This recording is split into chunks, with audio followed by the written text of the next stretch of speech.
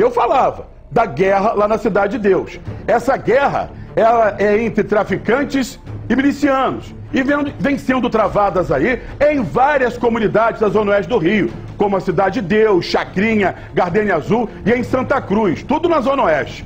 São homens fortemente armados que se deslocam pela cidade, invadem locais para tentar retomar o território ou levar também o terror para essa região. Então a reportagem é dele, Rodrigo Assis, que vai trazer os detalhes do que está acontecendo na cidade. Vamos ver.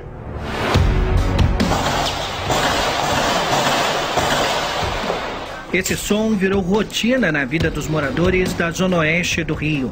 A guerra nas comunidades da região já dura cerca de 10 dias. Na noite desta última terça-feira, a favela da Chacrinha, no bairro da Praça Seca, na Zona Oeste, mais uma vez foi palco de uma tentativa de invasão por criminosos rivais que tentam tomar o território na região. Tá daí, aquele jeitão. Deixou, tomou. Pra esquerda, pra direita, tá? Não toma, toma. Na Gardênia, os traficantes já teriam montado um ponto de venda de drogas, como mostra essa imagem compartilhada nas redes sociais.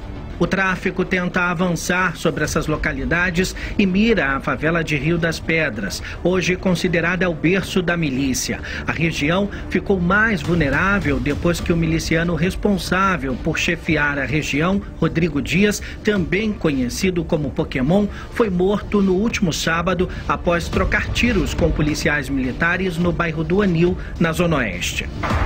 Regiões como Tijuquinha, Muzema, Gardênia Azul e Rio das Pedras são dominadas há anos por grupos paramilitares. A guerra começou com a disputa por território entre os milicianos Luiz Antônio da Silva Braga, o Zinho, e André da Costa Barros, o André Boto.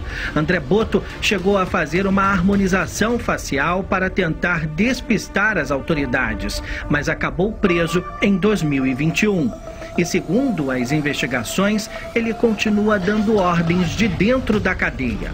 Para tomar as regiões da Gardênia Azul e Curicica, ambas em Jacarepaguá, e a comunidade do Terreirão, no Recreio dos Bandeirantes, regiões chefiadas por André Boto, Zinho usou sua influência junto aos milicianos Felipe Mota Pereira, o Lesque, e Leandro Siqueira de Assis, o Gargalhone, que já dominavam a pequena localidade conhecida como Marcão, dentro da Gardênia. De acordo com as investigações, Lesque e Gargalhone acabaram perdendo o apoio de Zinho. E para permanecer na área e tomar toda a região, a dupla decidiu pedir apoio para os traficantes da Cidade de Deus, que é vizinha ao Gardênia. Se de um lado, traficantes da Cidade de Deus avançam para dominar a Gardênia, do outro, traficantes aqui da Rocinha, que pertencem à mesma facção criminosa, estão de olho na comunidade da Muzema, vizinha a Rio das Pedras, no Itaiangá.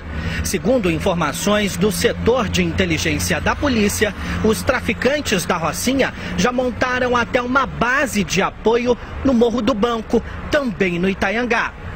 No último domingo, houve um intenso confronto na Muzema. Criminosos chegaram a ordenar o toque de recolher na região. Na última sexta-feira, uma adolescente de 17 anos foi baleada na barriga e na perna na comunidade da Gardênia Azul. Ela foi socorrida e levada para o Hospital Municipal Lourenço Jorge, na Barra da Tijuca, onde permanece internada. Hoje, pela manhã, todos os acessos à Gardênia Azul estavam com um policiamento reforçado. A ação tem como objetivo coibir novas tentativas de invasão. E olha só, gente, a gente fala de uma guerra que acontece, não é de hoje, mas que vem sendo travada com mais frequência. E esse confronto entre milicianos e traficantes traz o terror para os territórios que eles ocupam ou que querem ocupar. Para falar desse assunto, eu vou conversar agora com ele, o Rodrigo Assis, que traz mais detalhes com isso. Rodrigo, não é de hoje que eu, Jackson Silva, Fabiano Martinez, você agora e todos os outros colegas aqui, a Branca Andrade, a gente vem fazendo operações nas comunidades do Rio de Janeiro, fala de traficante, fala de miliciano, fala da guerra entre eles, fala em locais dominados por eles juntamente, onde estão os narcomilicianos. Só que é uma guerra que a gente sabe que faz muitas pessoas inocentes serem vítimas fatais. E olha que o Estado trabalhando, e o Estado do Rio está trabalhando e muito. Porque a força-tarefa que foi montada contra as milícias já conseguiu aí tirar das mãos deles milhões de reais, muita arma apreendida e também muito miliciano e até traficante que foram presos. Agora, Rodrigo, quais são as novas informações que você traz pra gente a partir de agora? Boa tarde, irmão.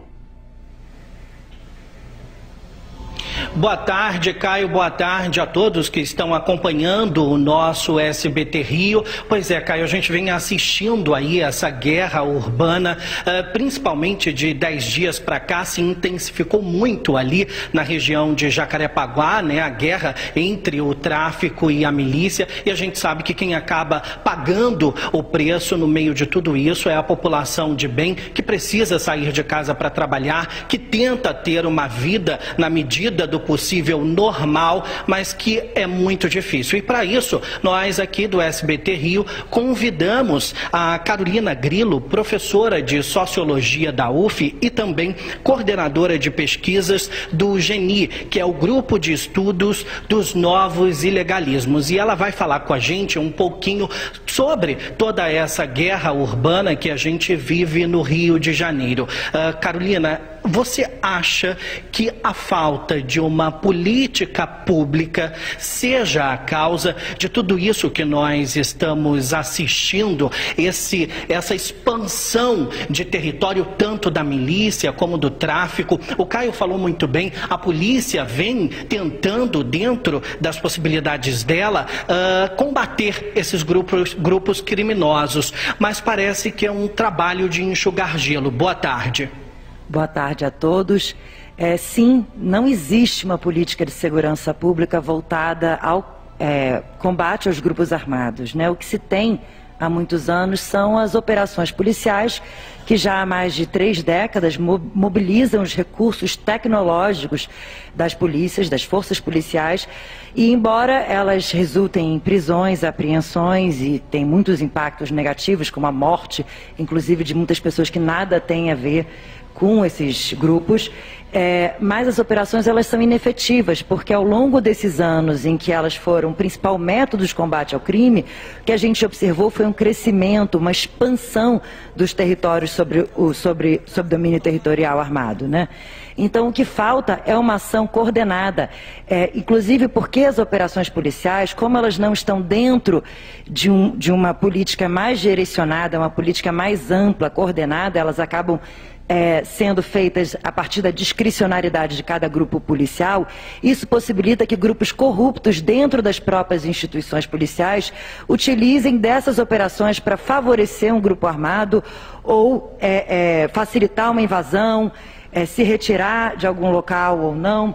O que falta é uma política que coloque tanto a polícia militar quanto a polícia civil subjugada a um interesse coletivo maior, que envolva as agências fiscalizatórias que vão regular os mercados que estão naqueles territórios, porque as bases econômicas desses grupos, elas não envolvem só o tráfico de drogas, elas envolvem o mercado imobiliário, o gás, fornecimento de energia elétrica, de água, de telefonia, internet. Então todos esses mercados, eles têm agências regulatórias que não conseguem atuar nesses territórios. Então é muito mais no sentido de bolar políticas que coloquem a polícia a serviço da oferta de segurança às agências regulatórias que atuam nesses locais, muito mais do que simplesmente fazer operações em que eles prendem, matam, apreendem, e no segundo que saem do território, tudo volta a funcionar como antes, e a população acaba sofrendo. Carolina Grilo, meu amor, é o Caio Alex aqui do estúdio para falar com você também, com o Rodrigo Assis. Primeiro, boa tarde, obrigado pela sua participação com a gente aqui. Eu só preciso discordar da senhora de uma coisa. Eu até concordo que ao longo dos últimos anos ficou-se muito tempo sem investir e sem atuar na questão dessas comunidades para evitar que a bandidagem pudesse fazer alguma coisa. Concordo literalmente com a senhora. Só que nos últimos tempos, com uma força-tarefa que foi montada pela Secretaria de Estado de Polícia Civil, eu posso colocar de todas as polícias, Isso foi muito importante e eu trago essa informação para a senhora porque só no ano passado foram apreendidos cerca de 1 bilhão entre dinheiro e também móveis e imóveis, carros desse grupo paramilitar. E mais de 1.200 milicianos que foram presos. É um começo de um trabalho para ser feito que ao longo das últimas 2 décadas ninguém fez nada. A gente sabe que hoje o armamento que está na mão do miliciano ou do traficante não é fabricado aqui no Rio de Janeiro. Chegam por portos, aeroportos, pelas principais rodovias. Isso é um trabalho muito maior. Não seria um trabalho apenas do Rio de Janeiro. Tinha que ser um trabalho de cada estado e também do próprio governo federal para evitar que esse armamento entrasse aqui. Claro que a gente não pode deixar que as nossas comunidades fiquem do jeito que está. Um primeiro trabalho tem que ser feito. Não dá para a gente viver no meio de um tiroteio todos os dias e todo dia a gente noticiar aqui no SBT Rio alguém inocente morto por causa de uma ação de criminosos que de repente a polícia foi lá e terminou em tiroteio. Porque a gente volta a dizer, o errado ali dentro é o traficante, não é verdade? Bem, os traficantes, milicianos, eles todos estão coagindo a população que vive nesses locais e seria muito importante que a polícia defendesse a população dos traficantes e milicianos e não se tornasse mais um ator que coloca a população em risco. Então, para isso, exige muita cautela do ponto de vista das instituições de Estado. E sobre as ações que resultaram na prisão e apreensão de bens de muitos milicianos e traficantes, eu cumpre destacar o papel incrível, assim, um excelente trabalho desempenhado pelo Grupo Especializado de Combate ao Crime Organizado do Ministério Público, que conseguiu, de fato, esclarecer, investigar, e, junto, é claro, com forças policiais. Mas, ao prender e confiscar bens, vale lembrar que todas as pessoas são substituíveis. Então, o que precisa ser atacado não são só as pessoas, mas sim os mercados. Porque no que se prende um miliciano, imediatamente aparece outro que vai assumir o seu lugar. No que se prende um traficante, imediatamente outro vai assumir o seu lugar. Então, é preciso regularizar certos mercados urbanos. É preciso que todos os territórios não sejam mais territórios onde a polícia só entra em operação, mas territórios onde todo mundo possa circular normalmente. Então isso não se faz com truculência, isso se faz com inteligência e com uma articulação entre outras, entre prefeitura, secretaria, né, de urbanismo, enfim. Tem uma série de outros atores estatais que precisam atuar na regulação dos mercados que vão continuar a ser explorados por esses grupos armados, independente do fulano de tal ou do ciclano serem presos. Automaticamente, né, Rodrigo? Então está faltando o quê? Também a união, né, Rodrigo Assis? Exatamente, Caio. A sensação que nós, como população, temos é que parece que a polícia vive um eterno enxugar gelo, né? Vai lá, prende os bens e daqui a pouco, eu costumo dizer que miliciano, traficante, parece hamster, né? Eles morrem, mas vão proliferando muito rápido. Então, é preciso realmente atacar as bases desses grupos criminosos para que eles não consigam se levantar com tanta força. O fato é que a gente hoje está falando aqui da região de Jacarepaguá, mas um outro ponto da Zona Oeste, que é Santa Cruz, Campo Grande, aquela área de Cosmos, eles já vivem há muito tempo esse tipo de cena que nós estamos falando agora. Então, é preciso que se faça alguma coisa, porque nós já não aguentamos mais e parece que não temos para onde ir. Muito obrigado, Rodrigo Assis. Obrigado à especialista em segurança pública que estava com a gente aqui também, né, por todas as informações trazidas para a gente aqui no SBT Rio. É aquilo que a gente fala, Marcos Amin. Algumas das coisas que foram colocadas pela nossa convidada, eu particularmente discordo, porque eu sei do trabalho que vem sendo realizado nesses últimos tempos, principalmente com a força-tarefa de combate à criminalidade e mais especificamente a essa ação de milicianos, né? não é um trabalho só do Ministério Público, é vocês da Polícia Civil que começa a fazer o trabalho de investigação e tudo mais e remete isso para o Ministério Público. Então isso tem que deixar bem claro para que todo mundo possa entender. E você de casa pode trazer a informação para a polícia para que eles possam investigar e chegar e fazer aquilo que é importante. Combater esses grupos paramilitares, os criminosos, os traficantes que vêm trazendo o terror para o estado do Rio. Essa é uma verdade. Então, Caio, obrigado por ter dado a palavra. Eu vou pontuar algumas coisas aqui que eu acho muito importantes. Na verdade, Caio, você discorda em alguns pontos dela, porque apesar de você não se auto-intitular especialista em segurança pública, você está na rua. Você vê a realidade do Rio de Janeiro, ninguém te conta a realidade do Rio de Janeiro. Você não lê sobre a realidade do Rio de Janeiro. Você não vê na televisão a realidade do Rio de Janeiro. Você está na rua vendo. Então, para você entrar numa comunidade, igual a especialista disse, para você fiscalizar ações, que isso já é feito, tem uma delegacia especializada na Polícia Civil justamente para isso, para atuar junto com agências que fiscalizam determinadas concessões de serviço, justamente para coibir. Para você entrar lá, não dá para você entrar no Complexo do Alemão e pedir licença.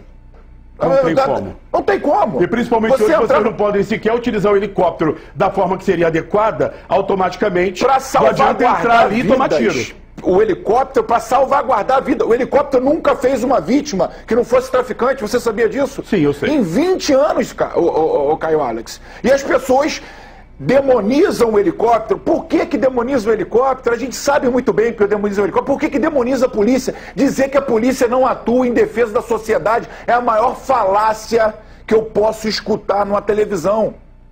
Tá certo, Caio? Não é só a polícia que combate, é a polícia que combate, é o Ministério Público que combate, é o Poder Judiciário que combate. E segurança pública, sim, Caio, é enxugar gelo. Combate à criminalidade não se faz só com segurança pública. E a segurança pública tem o dever de enxugar gelo, sim. Com certeza, eu agradeci já a presença da especialista que estava com a gente, com o Rodrigo Assis, ao Rodrigo Assis também, e volto a dizer, não adianta achar que a polícia está entrando com truculência, porque eu faço matéria policial, estou dentro das comunidades todos os dias. Por que as pessoas não falam assim, o bandido, o miliciano age com truculência quando pega o corpo de alguém, esquarteja e joga no Rio Guandu? Também tem que lembrar isso. Não adianta a gente acusar somente aquele que vai tentar levar a questão da segurança para a região. É uma verdade. Olha o número de policiais que nós temos, olha o número de bandidos que nós temos. É algo que é extremamente preocupante.